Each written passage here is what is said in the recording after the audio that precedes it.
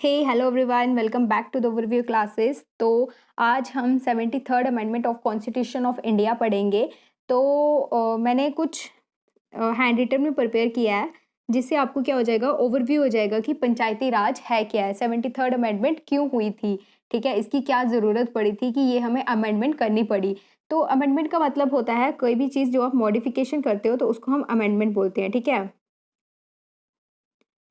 तो इसमें मैं आपको बताऊँ, अगर ये पंचायती राज, ठीक है, पंच का मतलब होता है हमारे पास 5, ठीक है, यायत का मतलब होता है हमारे पास असेंबली, और हमारे पास राज का मतलब होता है रूल करना, ठीक है, और सिस्टम जो इसको फॉलो करेगा, ठीक है। पंचायती राज सिस्टम क्या हो गया, अर्लियर टाइम्स पे 5 लोग होते थे, ठीक है, 5 लोग होते थे जो क्या करते थे, पंचायत फॉर्म करते थे। उनमें से उन पांचों में से कोई एक बंदा जो है उनका हेड बनता था, जिसको क्या बोला जाता है, सरपंच, ठीक है। अर्लियर सिस्टम में ये फॉलो किया जाता था विलेजेस में, ठीक है।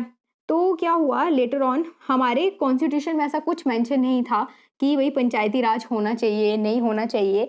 पर क्यों हमारे कॉन्स्टिट्यूशन में, अगर मैं अर्लियर, ठीक है, पहले की बात करूं तो उसमें कितने थे, 8 शेड्यूल्स थे, 25 पार्ट्स थे और 395 आर्टिकल्स थे, ठीक है।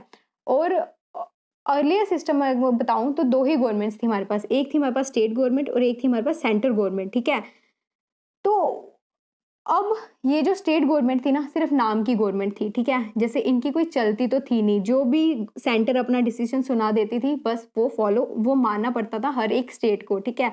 मतलब कोई भी वैसे नहीं था कि स्टेट्स को अपनी अपनी पावर्स थी, सेंटर ही सब देखती थी, ठीक है। तो लेटर ऑन बोला गया नहीं भाई, ऐसा नहीं होना चाहिए, मतलब स्टेट्स को भी पावर देनी चाहिए, ठीक है, डेमोक्रेटिक डिसेंट्रलाइजेशन आनी चाहिए। तो डेमोक्रेटिक डिसेंट्रलाइजेशन टर्म का मतलब क्या है, डेमोक्रेटिक डिसेंट्रलाइजेशन होती है जब पावर्स बंट जाती है ना, जब पावर्स का बंट जाना, जब ये सेंटर है इसकी पावर्स जो है स्टेट के बीच में बंट जाती है ना, तो इसको बोलते हैं हम डेमोक्रेटिक डिसेंट्रलाइजेशन। अब स्टेट की अपनी हिस्सेदारी होती है, स्टेट अपने कुछ फैसले ले सकता है। आपने एक चीज सुनी होगी, स्टेट लिस्ट, एक आपने सुनी होगी सेंटर लिस्ट, एक आपने सुनी होगी कोकरेंट लिस्ट। स्टेट लिस्ट होती है जिसमें सिर्फ स्टेट, मतलब जो सिर्फ स्टेट काम करती है अपनी हर एक स्टेट के लिए, मतलब जैसे जम्मू कश्मीर की स्टेट है ना, तो वो क्या क्या काम करेगी वो उसकी एक लिस्ट होती है, स्टेट लिस्ट, मतलब जो स्टेट काम करती है। सेंटर लिस्ट होती है जो सेंटर, जिसमें सेंटर काम करती है। और कोकरेंट लिस्ट होती है जिन चीजों में ये दोनों मिलके काम करते हैं, ठीक है, वो होती है हमारे पास। जैसे अगर मैं आपको बताऊं, हमारे जो भी ये डिफेंस वाली साइड की चीजें हैं, ठीक है, तो वो क्या, वो दोनों ये मिलके डिसाइड करती हैं क्या क्या चीजें होंगी, ठीक है। स्टेट और सेंटर मिलके जब काम करती है तो उनको बोलते हैं कोकरंट। तो इसके हिसाब से क्या हो गया, पावर्स की डिस्ट्रीब्यूशन हो गई, डेमोक्रेटिक डिसेंट्रलाइजेशन आ गया। तो अगर आपसे कोई पूछे क्या पहले हमारे कॉन्स्टिट्यूशन में था क्या ये पंचायती राज, कुछ ऐसा मतलब आइडिया कहाँ से आया ये, तो एज सच कहीं डायरेक्टली तो नहीं बोला था, लेकिन अगर मैं आपको बात करूं जो पार्ट 4th में हमारे अंदर, ठीक है, हमारे पास कितने पार्ट्स हैं, 22 पार्ट्स हैं। उसमें से जो पार्ट 4th वाला है, जिसमें directive principles of state policy आती है, ठीक है। तो पहले होती क्या है, directive principles of state policy होती है कि ऐसे प्रिंसिपल्स जो एक गवर्नमेंट को फॉलो करने पड़ते हैं किसी पॉलिसी को बनाते समय, ठीक है। मैं रिपीट करूंगी कि ऐसे प्रिंसिपल्स जो स्टेट बनाती है, किस मतलब जो स्टेट को फॉलो करने होते हैं किसी पॉलिसी को बनाने से पहले, ठीक है। और वो प्रिंसिपल्स क्या कहलाते हैं, वो प्रिंसिपल कहलाते हैं directive principles of state policy.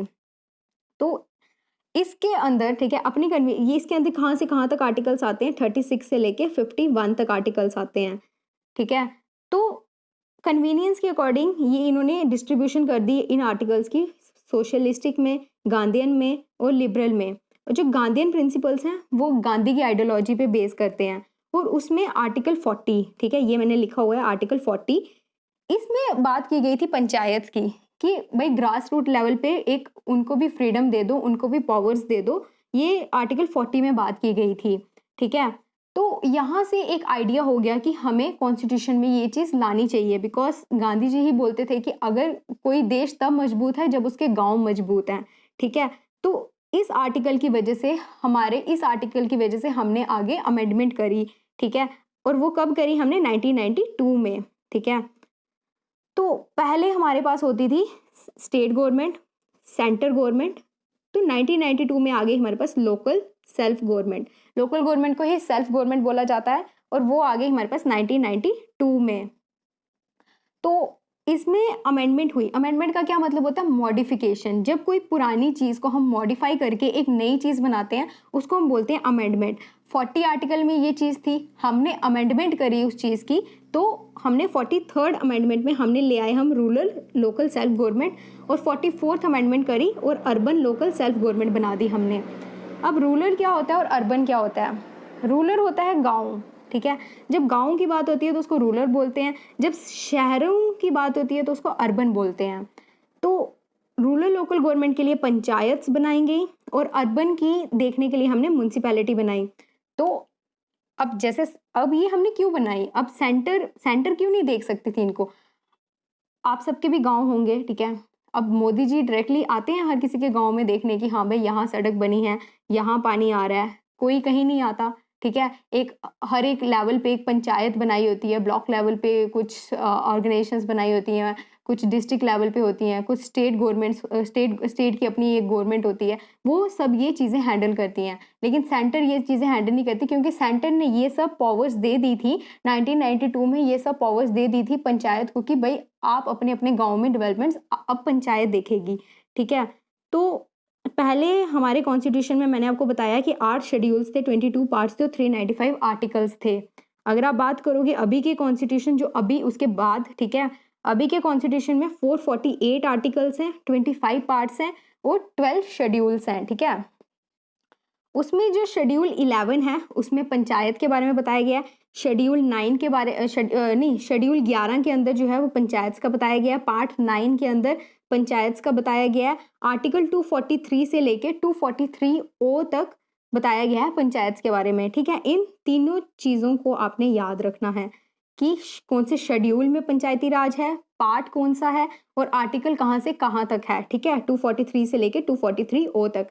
तो ये सब आपको याद रखने की ज़रूरत नहीं है कि आर्टिकल्स 243 ए में क्या था, बी में क्या था, सी में क्या था, डी में क्या था, ठीक है। ऐसा आपको कोई इतना, हाँ एक दो इम्पोर्टेंट है कि डिस्क्वालिफिकेशन कब हुई या डेफिनेशन कब आई, तो बाकी आपको डिटेल में इसको आर्टिकल्स को याद करने की ज़रूरत नहीं है। एक बार आप अगर आप ओवरव्यू देख लेंगे तो आपको पता चल जाएगा, ठीक है। तो अब इसके बाद क्या था? एवोल्यूशन कि पंचायती राज आई कैसे, मैंने आपको बता दिया। 1992 में उन्होंने 40th आर्टिकल देखा, उसको अमेंड करा और उन्होंने पंचायती राज ले आया। लेकिन इससे पहले बहुत ज़्यादा कमेटीज आई थी जिन्होंने इसकी रिकमेंडेशन दी थी। सबसे पहली कमेटी आई थी हमारे पास बलवंत राय मेहता कमेटी, ठीक है। इस कमेटी ने सबसे पहले डेमोक्रेटिक डिसेंट्रलाइजेशन की बात की थी कि पावर्स को डिस्ट्रीब्यूट हमें कर देना चाहिए, हमें विलेजेस को पावर दे देनी चाहिए। जैसे हमने सेंटर और स्टेट के पास पावर है वैसे वैसे हमें विलेजेस को पावर दे देनी चाहिए, ठीक है। तो मतलब क्या हो गया कि पावर्स के डिस्ट्रीब्यूशन हो गया। पहले सेंटर और स्टेट में ही बढ़ती थी चीज़, अब किसके पास चली गई? अब विलेज के पास चली गई। तो डेमोक्रेटिक डिसेंट्रलाइजेशन और ज़्यादा बढ़ गई, ठीक है। तो बलवंत राय मेहता कमेटी ने, ये मोस्ट इंपॉर्टेंट टर्म है कि डेमोक्रेटिक डिसेंट्रलाइजेशन की बात किसने की थी, तो वो की थी बलवंत राय मेहता कमेटी ने, ठीक है। अब इसके अकॉर्डिंग क्या था, इन्होंने बोला कि 3 लेवल पे डिस्ट्रीब्यूशन होनी चाहिए। तो 3 लेवल पे डिवाइड कर दो। अगर आप एक उसको 3 टायर सिस्टम, पंचायती राज में 3 टायर सिस्टम फॉलो होना चाहिए। टायर का मतलब डिवीजन, ठीक है। टायर का मतलब डिवीजन। जैसे एग्जाम्पल दूं मैं आपको, आप जैसे स्कूल्स में पढ़ते हो, ठीक है, स्कूल में पढ़ते हो, ठीक है। स्कूल के अंदर क्या होता है? एक प्रिंसिपल हेड होता है, उसके बाद टीचर्स आते हैं, उसके बाद स्टूडेंट्स आते हैं। तो टीचर्स को प्रिंसिपल की बात सुननी पड़ती है, स्टूडेंट को इन दोनों की बात सुननी पड़ती है, ठीक है। तो ये सब सिस्टम ये होता है 3 टायर। 3 पार्ट्स में जब डिवीजन होगी इसको बोलेंगे 3 टायर। तो पंचायती राज, इसने बोला कि पंचायती राज को ये 3 टायर को फॉलो करना है, ठीक है। अब वो 3 टायर कौन से थे? वो 3 टायर थे कि विलेज, ब्लॉक और डिस्ट्रिक्ट, ठीक है। सबसे मैं यहाँ जैसे मैंने आपको समझाया कि प्रिंसिपल, टीचर और ये आ गया स्टूडेंट। तो इस अकॉर्डिंग सबसे छोटा जो होता है वो विलेज, उससे बड़ा ब्लॉक और ब्लॉक के बनते हैं क्या? डिस्ट्रिक्ट, ठीक है। इन 3 लेवल पे डिवाइड कर दो पंचायती राज को, ठीक है। तो विलेज लेवल पे एक जो हेड, मतलब विलेज लेवल जो होगा उस वहाँ कौन सी कमेटी, वहाँ कौन सी वो ऑर्गेनाइजेशन बनाई जाएगी? वहाँ पे बनाई जाएगी ग्राम पंचायत, ठीक है। और ब्लॉक लेवल बनाई जाएगी पंचायत समिति, डिस्ट्रिक्ट लेवल पे बनाई जाएगी जिला परिषद। ये नाम आपको याद रखना है, मोस्ट इंपॉर्टेंट है कि विलेज लेवल पे ग्राम पंचायत बनाई गई, ब्लॉक लेवल पे पंचायत समिति बनाई गई, डिस्ट्रिक्ट लेवल पे काम देखने के लिए जिला परिषद बनाई गई। ठीक है। अब ग्राम पंचायत का हेड कौन है? प्रधान। पंचायत समिति का हेड है प्रमुख और जिला परिषद का हेड है डिस्ट्रिक्ट कलेक्टर। ठीक है। तो बलवंत राय मेहता कमेटी ने बोला कि जो ग्राम पंचायत के मेंबर्स होंगे ना वो डायरेक्टली इलेक्ट होंगे और इन दोनों के मेंबर जो होंगे वो इनडायरेक्टली इलेक्ट होंगे। अब आपसे पूछे कोई डायरेक्ट इलेक्शन क्या होती है और इनडायरेक्ट इलेक्शन क्या होती है? डायरेक्ट इलेक्शन होती है जिसमें लोग वोटिंग करते हैं, ठीक है, लोग चूज करेंगे। इनडायरेक्ट इलेक्शन होगी कि जो इन्हीं के मेंबर्स होंगे ना वो इन्हीं के बीच में से किसी एक को हेड बना देंगे। ठीक है। इसमें लोग पार्टिसिपेट नहीं करेंगे, इसमें कुछ स्पेशल मेंबर्स होंगे इनके, वही पार्टिसिपेट करेंगे इनकी वोटिंग में। ठीक है। और आपसे पूछा जाए कि भाई उम्र क्या होती है पार्टिसिपेशन, हमने अगर हमने खड़ा होना हो प्रधान बनने के लिए या प्रमुख बनने के लिए या डिस्ट्रिक्ट कलेक्टर के लिए अगर हमने खड़ा होना हो तो भाई उम्र क्या चाहिए इसके लिए? तो आप सिंपली बोल सकते हो कि अगर तुमने 21 साल पूरे कर लिए हैं तो तुम इस इलेक्शन के लिए खड़े हो सकते हो। ठीक है। हाँ, और और बात, जब ये बलवंत राय मेहता कमेटी ने अपनी रिकमेंडेशन दे दी ना तो उसके बाद ये एक्सेप्ट कर ली गई थी। ठीक है। ये स्टेट्स में एक्सेप्ट कर ली गई, लेकिन उस टाइम पे ये था कि किसी स्टेट ने एक्सेप्ट की, किसी स्टेट ने एक्सेप्ट नहीं की, क्योंकि अभी तक कोई ऐसा सच रिकमेंडेशन नहीं आई थी, कोई हमारे कॉन्स्टिट्यूशन में नहीं लिख के आ गया था कि हाँ भाई हमें पंचायती राज होना चाहिए। तो जिन स्टेट्स की मर्जी की उन्होंने ये अडॉप्ट कर लिया, जिन स्टेट को लगा हमारे यहाँ तो 2 टायर सिस्टम होना चाहिए, उन्होंने 2 टायर रखा, किसी ने 4 टायर रखा, किसी ने 3 टायर रखा, मतलब सब अपनी मनमानी चल रही थी। तो आप देख सकते हो 1992 में आया था पंचायती राज, तो ये इससे पीछे की बात है, 1957 की बात है। तो उस टाइम पे जब कौन सी पहली स्टेट थी जहां पे सबसे पहले पंचायती राज आया था? वो थी राजस्थान। ठीक है। राजस्थान जो थी वो पहली ऐसी स्टेट थी जहां पे आया था पंचायती राज। ठीक है। तो कौन सी डिस्ट्रिक्ट? राजस्थान की नगूर डिस्ट्रिक्ट। ये आपको चीज याद रखनी है। सबसे पहले 3 टायर सिस्टम कहाँ आया था? वो आया था राजस्थान में। कौन सी डिस्ट्रिक्ट? नगूर डिस्ट्रिक्ट। और कौन से ईयर में आया था? 1959 में। ठीक है। 1959 में राजस्थान में सबसे पहले 3 टायर सिस्टम आया था नागौर डिस्ट्रिक्ट में। ओके। और इसके बाद अगर आपसे पूछा जाए कि 4 टायर सिस्टम कहाँ है? 4 टायर सिस्टम वेस्ट बंगाल ने फॉलो करा, 2 टायर सिस्टम तमिलनाडु ने फॉलो करा। आपको एक याद रखने के लिए एक वो ट्रिक बताती हूँ कि अगर आपको 4 टायर सिस्टम पूछे, वहाँ ऑप्शंस में वेस्ट बंगाल, तमिलनाडु, गुजरात या कोई भी स्टेट दी हो तो आपको कैसे पता चलेगा कि वेस्ट बंगाल है? अगर आप भूल चुके हैं तो याद रखना कि 4 कैसे बनता है? ऐसे। ठीक है। वेस्ट बंगाल कैसे बनता है? ऐसे। कुछ 4 की तरह ही बन रहा है ना, तो याद रख लेना 4 से वेस्ट बंगाल। ओके।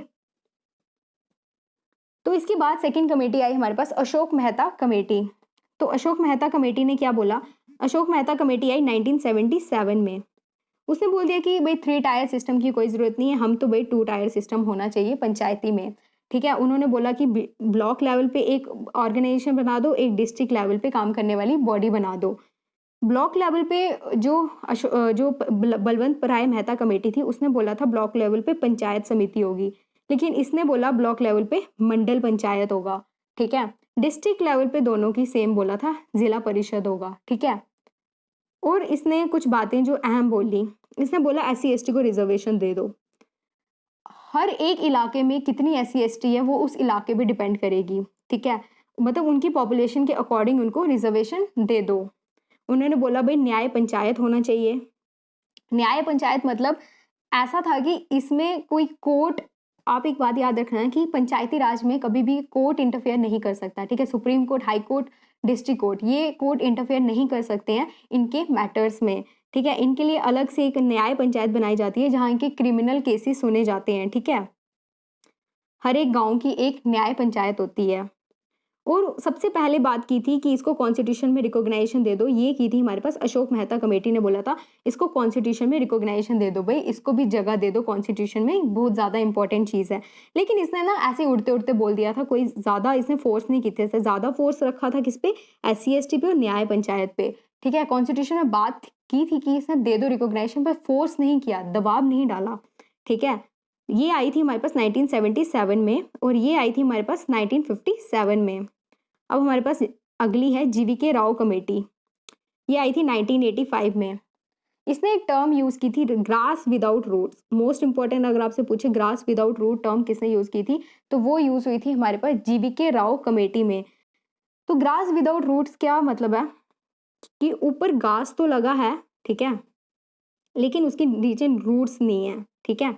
ऊपर घास तो है पर नीचे उसकी रूट्स नहीं है, ग्रास विदाउट रूट्स। मतलब तुमने पंचायत तो बना दी लेकिन उसको इतनी पावर्स तो दी ही नहीं कि वो काम कर सके, मतलब उसको फंडिंग नहीं आ रही है, वो ढंग से उसमें डेवलपमेंट्स नहीं हो रही है, वो उसको इतनी फ्रीडम नहीं है कि वो अपना काम खुद कर सके। बस तुमने एक पंचायती राज बना दी है, जब तक तुम उसको पावर्स नहीं दोगे तो वो काम कैसे करेगी। तो इसने बात की कि भाई पावर्स दे दो पंचायत को, इतनी पावर्स दे दो कि वो अपने काम खुद कर सके। तो अगली कमेटी है हमारे पास 1986 में आई थी LM सिंघवी कमेटी। ये पहली कमेटी थी जिसने बहुत जोर भरा कि भाई कॉन्स्टिट्यूशन में रिकॉग्नाइजेशन होनी चाहिए तो होनी चाहिए, ठीक है। इसने एक और चीज बोली ग्राम सभा के बारे में। अब ग्राम सभा क्या होती है, ग्राम सभा होती है हमारे पास जो लोग किसी भी गांव में, जो लोग 18 साल से ऊपर हो जाते हैं, ठीक है, 18 प्लस हो जाते हैं, उनको हम रजिस्टर वोटर्स में गिनते हैं, ठीक है। जो 18 साल के प्लस मेंबर्स हैं उनको हम रजिस्टर वोटर्स में गिनते हैं, मतलब वो सब मिलके बनाते हैं ग्राम सभा। 18 साल से ऊपर जो भी विलेज में एक इलेक्टोरल रोल के अंदर जो भी लोग आ जाते हैं उसको हम बोलते हैं क्या, ग्राम सभा। अब इसमें ऐसा नहीं है कि सिर्फ मेल्स हैं, इसमें मेल हैं, फीमेल हैं, ठीक है, बूढ़े बूढ़े वगैरह जो भी 18 साल से ऊपर हैं, ठीक है, मेल फीमेल वगैरह सब, ठीक है। तो एलिजिबल वोटर्स जो 18 साल से ऊपर हैं वो बनाते हैं हमारे पास क्या, ग्राम सभा। अब इसके बाद नेक्स्ट कमेटी आई थी हमारे पास 1988 में, थंगौन कमेटी। थंगौन कमेटी में ने एक मेन बात कही थी कि 5 ईयर टर्म होना चाहिए, कि हर एक जो भी ये कमेटी बनाई जाएगी, ठीक है, जो भी ये पंचायती राज है इसकी जो टर्म ड्यूरेशन होना चाहिए, ऐसा तो नहीं है कि एक बार बना दी तो 10-12 साल यही चलेगी, नहीं, 5 साल का एक टर्म रखा गया कि इसके बाद दोबारा इलेक्शंस करवाएंगे और फिर उसके बाद दूसरी दूसरी लोगों को, मतलब और लोगों को इसमें आने का मौका मिलेगा। जैसे सबका एक टाइम पीरियड होता है, जैसे प्रधानमंत्री 5 साल के लिए चुना जाता है, चीफ मिनिस्टर 5 साल के लिए चुना जाता है, तो वैसे ही पंचायती राज में ये जो ये डिस्ट्रिक्ट कलेक्टर हो गए, प्रधान प्रमुख या इनके मेंबर्स जो विलेज पंचायत में है, इन सबका टर्न कितना ड्यूरेशन था, वो था 5 ईयर्स, ठीक है। तो एक और बात इसने कही, उसने किसने, अशोक मेहता ने सिर्फ SC ST की रिजर्वेशन की बात की थी कि उसको पॉपुलेशन के अकॉर्डिंग रिजर्वेशन दे दो। इसने 1/3 वुमेन की रिजर्वेशन की भी बात की। इसने बोला भाई वुमेन्स को भी रिजर्वेशन दे देनी चाहिए, ठीक है।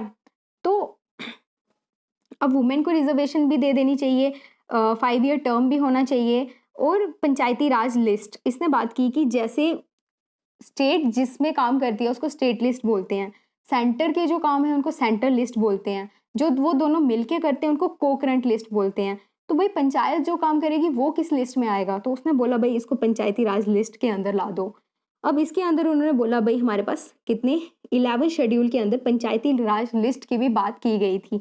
मोस्ट इंपॉर्टेंट है कि किसकी बात की गई थी 11 शेड्यूल के अंदर, पंचायती राज लिस्ट की। उसके अंदर 29 आइटम्स थी, और ये आइटम्स ये थी कि रोड्स की डेवलपमेंट कैसी होगी, पानी कैसा रहेगा, डैम्स वगैरह, वेल्स ट्यूबवेल्स वगैरह, जो भी गांव की डेवलपमेंट के लिए रोड्स वगैरह, ठीक है, जो भी स्कीम्स वगैरह कैसे, वो पैसे फंडिंग कैसे आएगी, ये सब चीज़ें जो हैं इसमें डिस्कस की गई थी, ठीक है। और एक इसने बात की स्टेट फाइनेंस कमीशन की। अब स्टेट फाइनेंस कमीशन क्या होता है, स्टेट फाइनेंस कमीशन हमारे पास होता है कि जो वो बॉडी जो इलेक्शन देखती है पंचायत की। अब आप बोलोगे भाई ये है क्या, इलेक्शन कमीशन सुना था हमने लेकिन स्टेट इलेक्शन कमीशन तो नहीं सुना कभी। तो मैं आपको बताऊं, जो इलेक्शन कमीशन है वो देखती है हमारे पास किसकी इलेक्शंस देखती है, वो देखती है हमारे पास इसकी हमारी स्टेट्स की इलेक्शन, ठीक है। इलेक्शन कमीशन बना दी जाती है जो पूरे ऑल ओवर हमारे स्टेट्स की इलेक्शंस को देखती है। लेकिन पंचायत की इलेक्शन कौन देखती है? वो स्टेट इलेक्शन कमीशन देखती है, ठीक है। उसके लिए जब जहाँ पे आपको स्टेट मेंशन होगा ना टर्म, तो आँख बंद करके टिक कर देना कि ये पंचायत की इलेक्शन के लिए बॉडी बनाई गई थी, ठीक है। और अगर मैं आपको इलेक्शंस की बात बताऊँ कि इलेक्शंस कैसे होती हैं यहाँ पे, इलेक्शंस हर 5 साल के बाद होती है। लेकिन अगर कोई बॉडी 5 साल से पहले ही डिसॉल्व हो जाए, 5 साल के बाद ही वो ऐसे कुछ काम कर दे कि उसको वो ख़त्म कर दी जाए, ठीक है। तो उस टाइम पे क्या होता है कि अगर कोई समझ लो 3 साल के लिए ही चलती है एक पंचायत, ठीक है। 3 साल के बाद वो डिसॉल्व हो जाती है। अब अब इनको क्या बोलते हैं, इन्होंने बोला कि विदिन 6 मंथ्स अगली इलेक्शन करवा दो, ठीक है। भाई करवा दी हमने, 6 मंथ्स के अंदर दूसरी इलेक्शन करा दी। अब जब 6 मंथ्स के अंदर दूसरी इलेक्शन करा दी, तो जो नेक्स्ट हमारे पास हमारे पास बनेगी पंचायत, वो क्या 5 साल के लिए काम करेगी? नहीं, वो इसके बचे हुए साल में काम करेगी। मतलब 3 में ये कर चुकी थी, 6 महीने इसकी इलेक्शन में दोबारा लग गए, और फिर उसके बाद जो बचे हमारे पास कितना, 2.5 साल, नहीं हाँ 1.5 साल जो बचा हमारे पास, उसके लिए ये काम करेगी, ठीक है। अगली जो पंचायत बनाई जाएगी, तो मतलब इसके बचे हुए सालों में ये काम करेगी, ठीक है। तो ऐसी होती है इनकी इलेक्शंस, मतलब विदिन 6 मंथ्स हमें नेक्स्ट इलेक्शन करवानी होती है। अगर 5 साल पूरे हो गए हैं, ठीक है, अगर 5 साल किसी के पूरे हो गए हैं, तो पहले से ही वो प्रोसेस हमें 6 महीने का स्टार्ट कर देना चाहिए कि हमें इसके बाद हमें ब्रेक ना लेना पड़े और डायरेक्ट अगली जो बॉडी है वो डायरेक्ट आ जाए, अगली पंचायत हमारे पास डायरेक्ट आ जाए, ठीक है।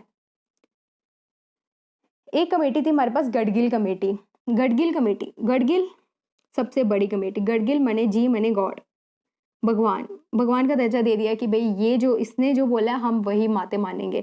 अब ये गडगिल बहुत चालाक था, लेकिन इस कमेटी वालों ने बहुत चालाकी से काम किया।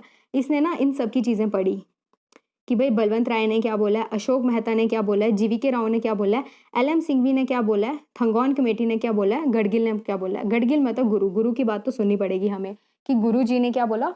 गडगिल ने हमें बोल दिया कि भाई, इसने वो सब चीज़ें बोल दी जो इन सब ने बोली थी। मेन पॉइंट चुने इसने बोला 3 टायर सिस्टम दे दो, इसने बोला 5 साल का इनका ड्यूरेशन दे दो, स्टेट में एक फाइनेंस कमीशन बना दो। फाइनेंस का मतलब जो फंडिंग वगैरह देखेगी। एक स्टेट इलेक्शन कमीशन बना दो इलेक्शंस के लिए, ठीक है। और SC ST को रिजर्वेशन दे दो, 1/3 वुमेन को रिजर्वेशन दे दो, ठीक है। ये सब चीज़ें जो थी इसने मिक्सअप करके इन सब की बोल दी, जिसकी वजह से ये बन गई बेसिस। इसी को फॉलो किया जाता है पंचायती राज, इसी के ऊपर बेस है। किसके ऊपर? गडगिल कमेटी के ऊपर, ठीक है। अब इसके बाद हमने पढ़ा कि पूरे ऑल ओवर इंडिया में हमारे पास क्या हुआ कि 1992 में हमारे पास आ गया पंचायती राज। उस टाइम पे गवर्नमेंट किसकी थी, ठीक है। तो उस टाइम पे हमारे पास किसकी गवर्नमेंट थी? उस टाइम पे हमारे पास थी नरसिम्हा राव की गवर्नमेंट। नरसिम्हा राव कौन था? नरसिम्हा राव जो है 9th प्राइम मिनिस्टर थे हमारे इंडिया के, ठीक है। उस टाइम पे इनकी सरकार चल रही थी। इन्होंने क्या किया, नरसिम्हा राव ने लोकसभा में डाली, लोकसभा में इन्होंने बिल ला दिया 73rd अमेंडमेंट बिल, ठीक है। लोकसभा में कोई भी बिल राज्यसभा में पास होना चाहिए, लोकसभा में पास होना चाहिए, फिर प्रेसिडेंट उसको साइन करना चाहिए, ठीक है। तो लोकसभा में ये बिल पास हो गया, फिर ये गया राज्यसभा में, राज्यसभा ने भी इसको पास कर दिया, फिर ये गया प्रेसिडेंट के पास साइन करवाने के लिए।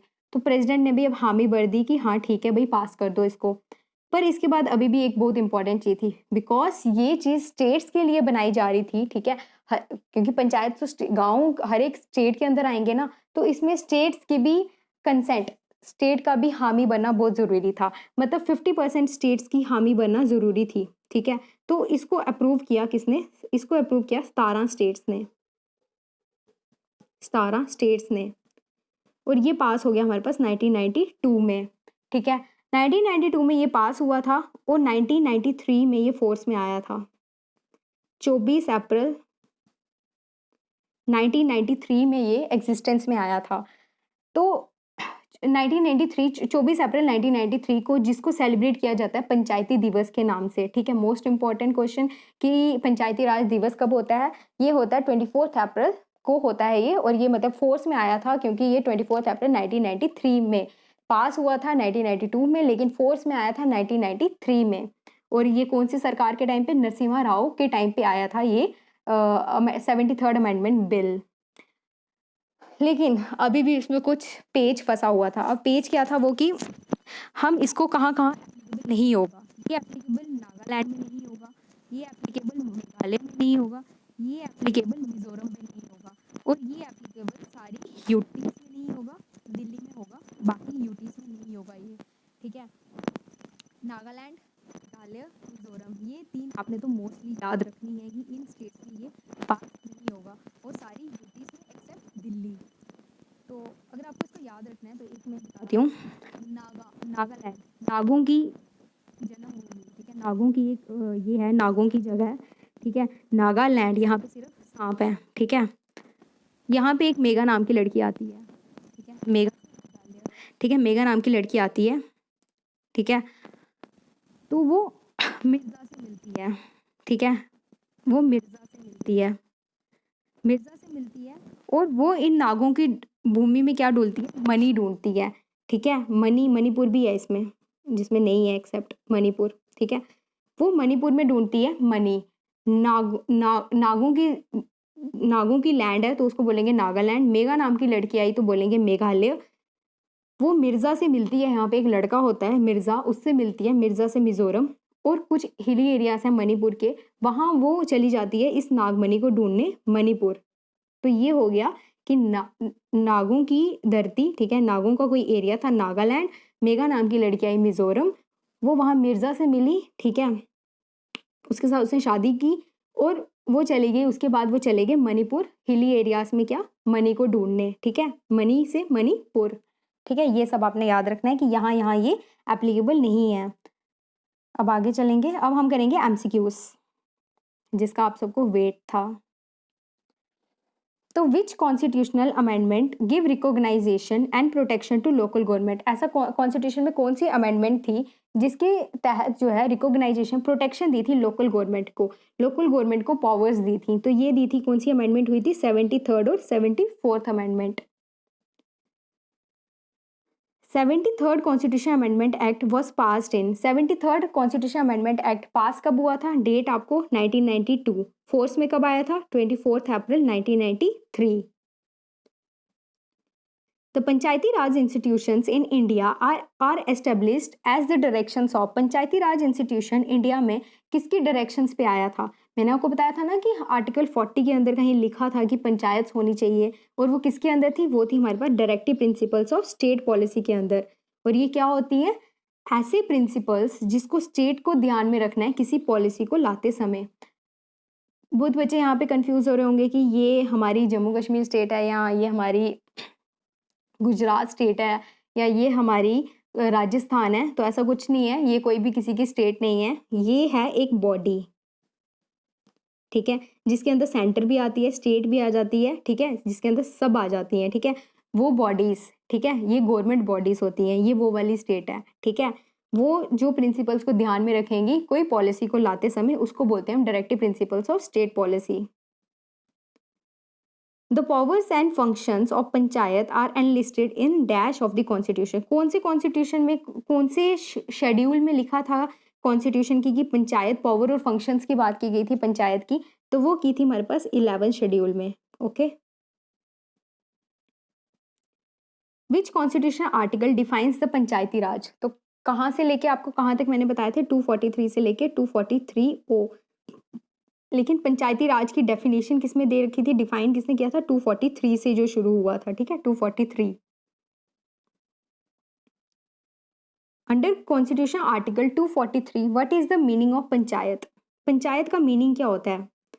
तो मैंने आपको पहले बताया कि पंचायत पहले सिर्फ स्टेट गवर्नमेंट थी और सेंट्रल गवर्नमेंट थी, फिर आ गई थी हमारे पास लोकल सेल्फ गवर्नमेंट, ठीक है? तो यहाँ पे क्या आएगा इसका आंसर? सेल्फ गवर्नमेंट, ठीक है? पंचायती राज पंचायती राज क्या है? क्या वो 2 टायर है, क्या वो 3 टायर है, क्या वो 4 टायर है? तो वो कौन सा टायर है? वो हमारे पास 3 टायर है। एक विलेज लेवल पे, एक ब्लॉक, एक विलेज लेवल पे, एक ब्लॉक लेवल पर, एक डिस्ट्रिक्ट लेवल पे, ठीक है? सबसे पहले पंचायती राज कहाँ आया था? राजस्थान की नगौर डिस्ट्रिक्ट में। 2 टायर सिस्टम कहाँ होता है? तमिलनाडु में पहले था, ठीक है, जल बलवंत राय मेहता की कमेटी आई थी।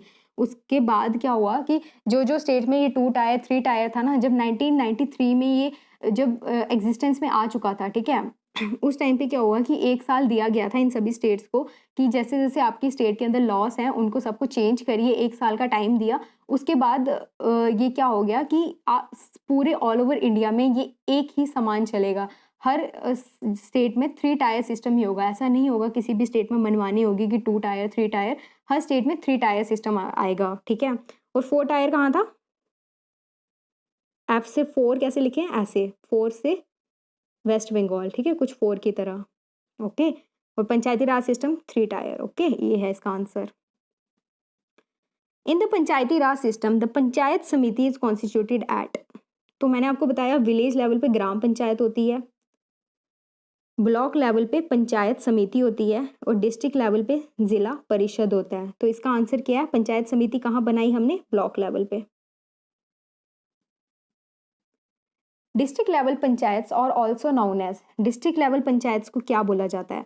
मैंने पीछे बताया आपको भी, जिला परिषद। The 73rd Amendment to India's Constitution allocates seats in the panchayat system to what groups other than women? Other than women, ठीक है, women को छोड़ के, and how many seats do these group get? और इनको कितनी सीट्स, मतलब 73rd amendment Indian constitution के अकॉर्डिंग कितनी सीट्स की रिजर्वेशन, किस किस क्लास को रिजर्वेशन दी गई वुमेन्स को छोड़ के, और उनको कितनी कितनी सीट्स दी गई। तो इसमें क्या है? Schedule tribe caste in proportion to their population, 1 seat पर मेजॉरिटी ट्राइब ऐसा भी नहीं था कुछ, 2 अ मैन वुमेन ऐसा भी नहीं था कुछ, 1/3 of all the seat divided among women schedule caste, and ऐसा भी नहीं था कि 1/3 सीट जो है वो सब में डिवाइड की थी, वो सिर्फ वुमेन में डिवाइड थी। ऐसा शेड्यूल कास्ट और शेड्यूल ट्राइब को उनको पॉपुलेशन के अकॉर्डिंग दी गई थी, ठीक है। तो इसमें आंसर क्या आएगा कि शेड्यूल कास्ट को रिजर्वेशन दी गई, शेड्यूल ट्राइब को रिजर्वेशन दी गई, शेड्यूल कास्ट को रिजर्वेशन दी गई उस एरिया की पॉपुलेशन के अकॉर्डिंग। तो इसका आंसर आएगा ए।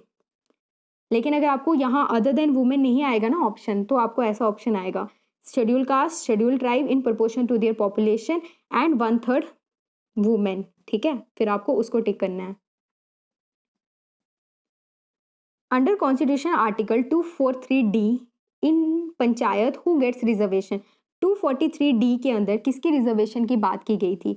तो वो की गई थी शेड्यूल कास्ट की भी, शेड्यूल ट्राइब की भी, और इसका आंसर आएगा A and B. Which constitution article defines disqualification for the members of panchayat? इनके मेंबर्स की डिस्क्वालिफिकेशन कि भाई तुम काम अच्छा नहीं कर रहे हो, इनकी हम डिस्क्वालिफिकेशन, इनको हम डिसॉल्व कर देंगे। तो इनकी डिस्क्वालिफिकेशन कौन से आर्टिकल के अंदर मेंशन की गई है? तो वो कौन से आर्टिकल में की गई है? अगर मैं बात करूँ डिस्क्वालिफिकेशन, ठीक है, डिस्क्वालिफिकेशन मतलब फेल हो गया, फेल हो गया, एफ से फेल और एफ से ये वाला आर्टिकल 243F के अंदर हमारे पास बात की गई है disqualification for the members of panchayat की, okay. Balwant Rai Mehta committee was established by, ठीक है, कि बलवंत राय मेहता कमेटी एस्टेब्लिश किसने की थी? गवर्नमेंट ऑफ इंडिया ने, प्लानिंग कमीशन ने, सेंट्रल इलेक्शन कमीशन ने। तो ये किसने एस्टेब्लिश की थी? ये की थी हमारे पास गवर्नमेंट ऑफ इंडिया ने, okay. Panchayati Raj system was first adopted by the state, कौन सी स्टेट में किया था? राजस्थान की, district Nagaur. Ashok Mehta committee 1977 recommended for the establishment of, कौन किसकी एस्टेब्लिशमेंट इसने बात की थी? इसने बात की थी मंडल पंचायत की, और ये कहाँ पे होती है? ये ब्लॉक लेवल पे। Which of the following was not recommended for panchayati raj by Thungon committee? Thungon committee में ने इसमें से कौन सी चीज़ बोला था कि मतलब किस चीज़ की रिकमेंडेशन नहीं दी थी? कौन सी बात है जो उसने नहीं कही थी? कॉन्स्टिट्यूशन में स्टेटस दे दो बोला था, जिला परिषद पे उसने 3 टायर की बात की थी, तो जिला परिषद तो होगा उसमें। डिस्ट्रिक्ट कलेक्टर ऑब्वियसली जब जिला परिषद होगा तो उसकी जो चेयरमैन होगा वो भी डिस्ट्रिक्ट कलेक्टर भी होगा।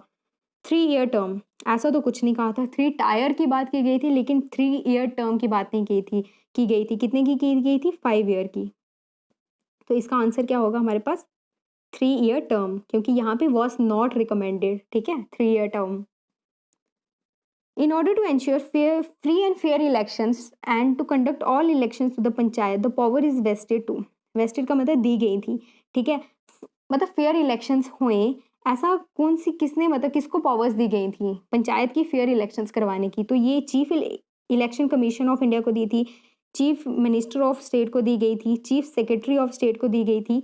तो ऐसा कुछ भी नहीं हुआ था, तो ये दी गई थी स्टेट इलेक्शन कमीशन को, ठीक है। Chief election commission of India ये हमारी किसकी सेंटर और स्टेट की इलेक्शंस को देखता है, लेकिन पंचायत की इलेक्शंस को कौन देखता है? State election commission. Election of rural and urban local bodies are conducted and ultimately supervised by, same question है अर्बन और रूरल की, ये 1992 में हुई थी इनकी अमेंडमेंट्स, तो इनके तहत कौन इनकी इलेक्शंस करवाता है? State election commission. In Indian constitution which type of the सभा इज मेंशन्ड अंडर पंचायती राज?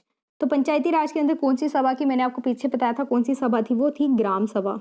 और इसके अंदर कौन से मेंबर्स आते हैं? वो मेंबर्स जिन्होंने 18 साल कंप्लीट कर दिए हों, ठीक है। जो रजिस्टर्ड वोटर्स हैं वो सब इनके लिए आएंगे। और वो सब किसके लिए वोटिंग करते हैं? वो सब किसकी, वो मेंबर्स के लिए वोटिंग करते हैं ग्राम पंचायत, पंचायत समिति और जिला परिषद। ग्राम पंचायत विलेज लेवल पे, पंचायत समिति ब्लॉक लेवल पे और जिला डिस्ट्रिक्ट लेवल पे। जो ग्राम पंचायत का हेड होता है ना, जिसको प्रधान बोला जाता है, इसको प्रमुख बोला जाता है। जिला परिषद वाले को डिस्ट्रिक्ट कलेक्टर बोला जाता है, ठीक है। जो ये प्रधान, इनकी उम्र क्या थी? 21 साल तो होनी चाहिए, ज़रूरी है 21 साल इनकी उम्र होना। तो इन सबको इलेक्ट, इनके जो ग्राम पंचायत है, पंचायत समिति और जिला परिषद है, इनके मेंबर्स को इलेक्ट करती है ग्राम सभा डायरेक्ट इलेक्शन से। लेकिन जब इनके चेयरमैन चुनने होते हैं ना, तो इन दोनों के चेयरमैन चुने जाते हैं इनडायरेक्टली, इनडायरेक्ट इलेक्शन से। इसके ब्लॉक के और जिला ब्लॉक और डिस्ट्रिक्ट के जो चेयरमैन है ना, वो इनडायरेक्ट इलेक्शन से चुने जाते हैं। और जो ग्राम पंचायत है, ठीक है, उसका जो चेयरमैन है उसको चुना जाता है, उसको डायरेक्ट इलेक्शन से चुना जाता है या इनडायरेक्ट इलेक्शन से चुना जाता है। वो कौन डिसाइड करता है? वो डिसाइड करती है स्टेट हमारी, ठीक है, स्टेट लेजिस्लेचर। हमारी स्टेट डिसाइड करेगी कि ग्राम पंचायत के जो चेयरमैन चुना जाएगा उसके लिए हम डायरेक्ट इलेक्शंस करवाएं या उसके लिए हम इनडायरेक्ट इलेक्शंस करवाएं, ठीक है। बाकी जो ब्लॉक लेवल पे जो चेयरमैन चुना जाएगा और जो डिस्ट्रिक्ट लेवल पे चेयरमैन चुना जाएगा उसकी इनडायरेक्ट इलेक्शन होगी। जो विलेज लेवल पे चेयरमैन होगा उसकी स्टेट डिसाइड करेगी, ओके। तो इसमें ग्राम सभा आएगा। Minimum age for membership of panchayat is, मैंने आपको पहले बताया कितनी होनी चाहिए? 21 ईयर्स। द नेशनल पंचायती दिवस इज सेलिब्रेटेड ऑन, ऐसा कौन सा नेशनल पंचायती दिवस एग्जिस्टेंस में कब आया था? 24 अप्रैल 1993 में। और कौन सी डेट है? 24 अप्रैल। इस दिन नेशनल पंचायती दिवस जो है वो सेलिब्रेट किया जाता है, ओके।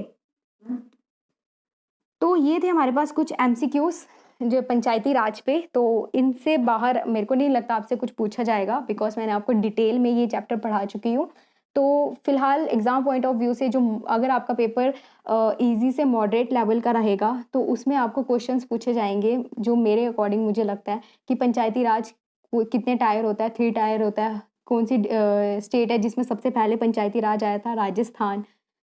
बलवंत राय मेहता कमेटी ने मतलब किसके थ्रू बोला था कि होनी चाहिए पंचायती राज होना चाहिए? उसने डेमोक्रेटिक डिसेंट्रलाइजेशन की बात की थी। ये सब कौन से ईयर में हुई थी ये अमेंडमेंट? 1992 में, ठीक है। और कौन से शेड्यूल के अंदर आता है? तो ये 11 शेड्यूल के अंदर आता है। कौन से पार्ट के अंदर आता है? 9th पार्ट के अंदर आता है। कौन से आर्टिकल्स में आता है? तो 243 से 243 ओ आर्टिकल में आता है। और अगर एग्ज़ाम थोड़ा डिफ़िकल्ट लेवल का होगा तो फिर आपको ये क्वेश्चंस पूछे जाएंगे कि उनकी इलेक्शंस कौन देखता है? वो स्टेट इलेक्शन कमीशन देखता है, ठीक है। तो और स्टेट इलेक्शन कमीशन और रिजर्वेशंस का क्या रूल है, ठीक है। SC ST को दी है, वुमेन को 1/3 दी गई है, ठीक है। ये सब चीज़ें हैं कि न्याय पंचायत की बात सबसे पहले किसने की थी? वो अशोक मेहता कमेटी में की गई थी। तो ये सब क्वेश्चंस आपको पूरा ध्यान में रखने हैं। तो होप आपको आप सबको ये लेक्चर पसंद आया होगा। तो अगर पसंद आया होगा तो सब्सक्राइब कीजिएगा, कमेंट बॉक्स में ज़रूर बताइएगा आपको ये लेक्चर कैसा लगा। तो नेक्स्ट वीडियो मैं जम्मू कश्मीर के पंचायती राज की लेके आऊँगी। तो till then take care, bye.